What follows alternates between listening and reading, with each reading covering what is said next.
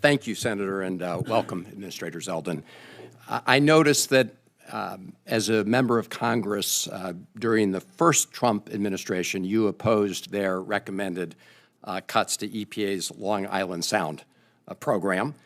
Similarly, during the first Trump administration, those of us who represent Chesapeake Bay states successfully opposed on a bipartisan basis their proposed cuts to the Chesapeake Bay program. I'm glad to see that the spend plan that was submitted by EPA for fiscal year 25 shows that you plan to continue to invest in the Chesapeake Bay cleanup program at the appropriated and authorized levels of $92 million. I just want to confirm with you today, yes or no, that's right, isn't it? Yes, everything in the skinny budget that is before us, the answer is yes when repeating what you all are reading. Well, this is with respect to the spend plan, which is separate from the skinny budget. I do also, Senator, and by the way, and I'll answer maybe your next question. The Chesapeake Bay program, which I know you're fighting hard for, as we heard Senator Baldwin referencing the Great Lakes Restoration Program, the Chesapeake Bay program is an amazing program. Our team takes great pride in running it. It's filled with a lot of success stories that span multiple states, including yours. And we will make sure that you also have a smile on your face, as Senator Baldwin will have on hers when the full budget is released and you see the numbers for Chesapeake Bay. I appreciate that very much. You anticipated my next question, fiscal year 26, so thank you. Now let me turn to an area where we have some significant disagreement, which is the greenhouse gas reduction fund.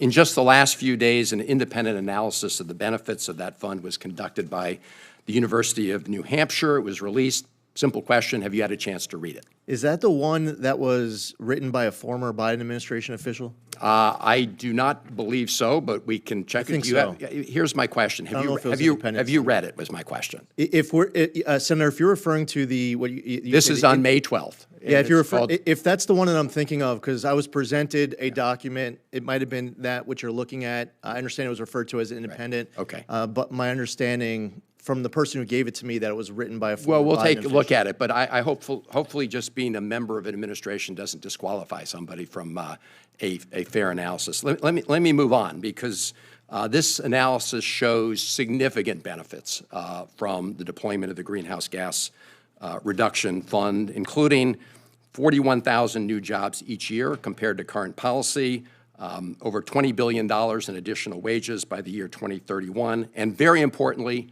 a whopping savings of $52 billion over the next 20 years for consumers.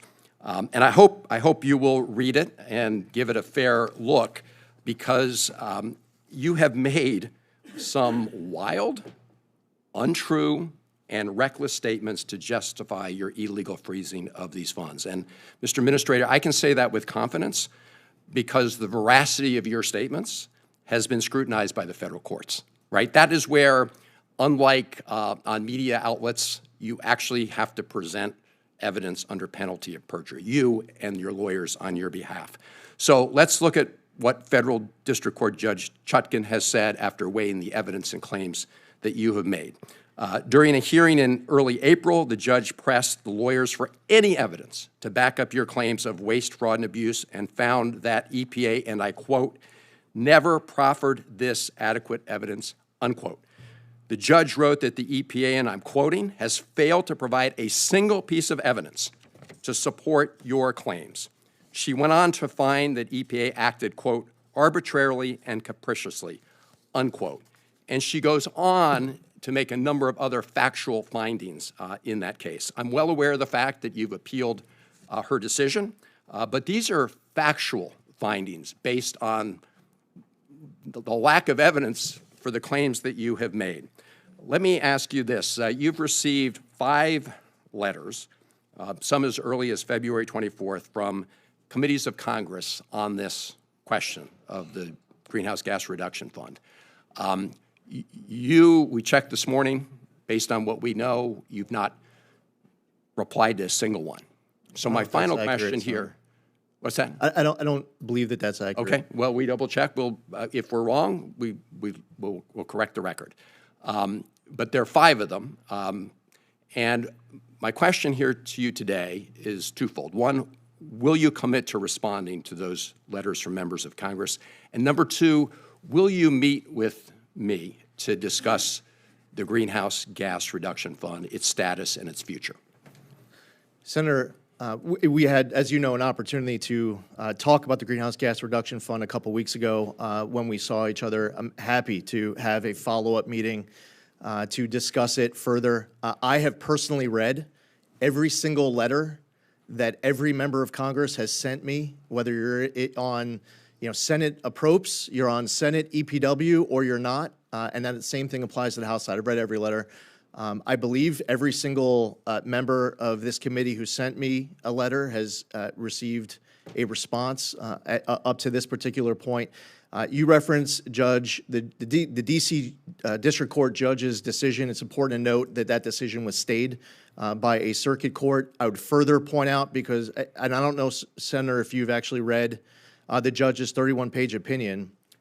Actually, I have. Mr. Okay, so I've got it right here. Great. And if you wouldn't mind, Senator, if you can look, can I just finish the point real quick? Of course. Then Okay, if you can, if you wouldn't mind checking out the footnote on page 29. Yeah. It says that that we have not provided any evidence of reduced oversight after the November election, but we provided the judge the January 13th amended account control agreement that does exactly that.